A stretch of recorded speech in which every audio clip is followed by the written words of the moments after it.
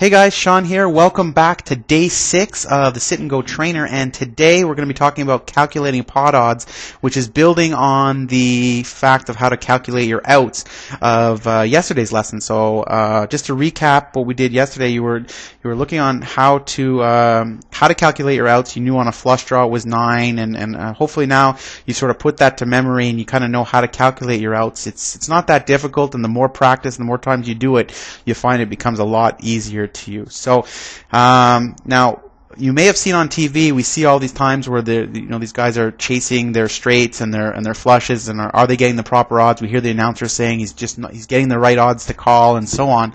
I just want to show you a very quick and simple trick to do, so we don't have to worry about all the tough calculations. So what that is basically a simple 4 and 2 rule. So if you remember this, it's going to make everything much easier. And this is what I personally use. It doesn't bring it down to an exact science, but it's a good enough estimate for you to know whether you need to continue on with a hand or you need to fold. So basically how it works is after the flop, you multiply the amount of outs that you have by the number 4. So for example, let's say, for example, you had a flush draw. You know you have 9 outs. You multiply that by 4, it gives you 36. So it's going to give you a 36% chance that you're going to actually have a chance to win that hand, which is roughly about 1 in 3. Oh, sorry, 1/3 of the time. So you need to continue with that hand. You know that if you're going to only win it 1 out of every 3 times, you need at least 2 to 1 odds to continue with that hand, meaning that every 3 times you're only going to win it once. So 2 to 1 would break you even. Anything above 2 to 1 odds, it makes it a correct call to a correct play to call and continue on with that hand.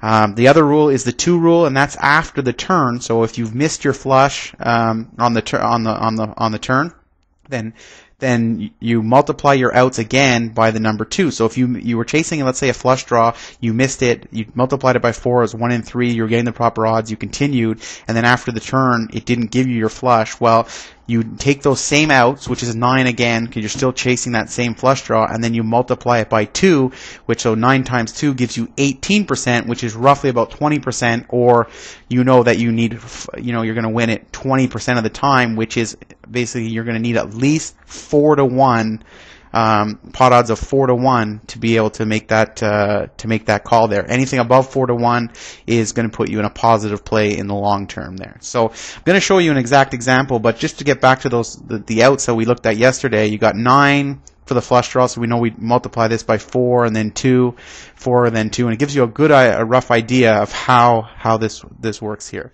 Let's have a look at an actual example here's an actual example that I did for one of my students. This is one of the hand histories that he actually sent in here, and it shows you the proper decision making there. So I'm going to run this one here.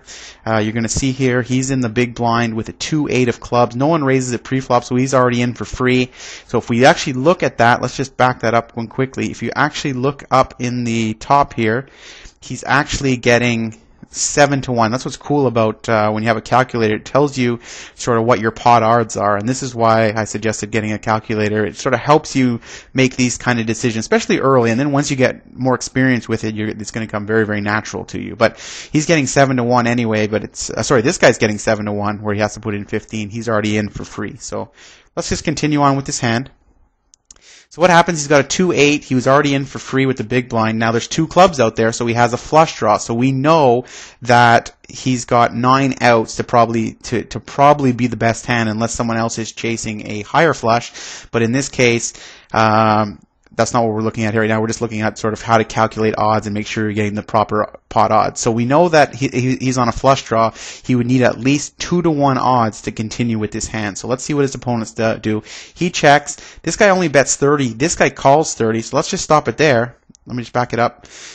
We know to continue on here, we basically take our 9 outs, we multiply it by 4, that gives 36%. We know that we need at least 2 to 1 pot odds to continue on. Well, what is he getting? He's getting 6 to 1. So this makes it a correct play to call in this situation. So the call is an easy call, and the 4 comes off. We miss the flush. check, check. So now he didn't have to make a decision. They give a free card. He hits the flush on the end and ends up picking up the pot with a value bet on the end there, and just shows you there. So this guy was a little bit nervous with his top pair over here. He let him get a free card on the turn, and so he was definitely getting the pot odds all the way. Then it checked around for a free card to get him there for the flush, and then a value bet on the end to pick up that pot. And overall, this was played perfectly because of the odds. Now, if I back it up here, and this guy would have made it like a pot size bet in this situation, then you might change your mind if you're going to need to call there. But because he bet 30 into a pot of 120, the odds of 6 to 1 were definitely enough to call and continue on with this club draw here. So hope you can see that scenario there. That's it for this week for the homework. So practice counting your outs, okay, and then get into the habit of multiplying them by 4 and then 2. So you can figure out what your pot odds and what pot odds you would need. A good lesson or a good practice would be to count them out and then figure out what the pot odds you need to continue on. And as you do this more often, you're going to see that this is going to become very, very easy and sort of second nature to you. That's it for today's lesson. Tomorrow we're going to be talking about starting hands and talk about the top 10 hand rankings and different hand rankings and grouping them into play. So that's it for today. I'll talk to you guys tomorrow.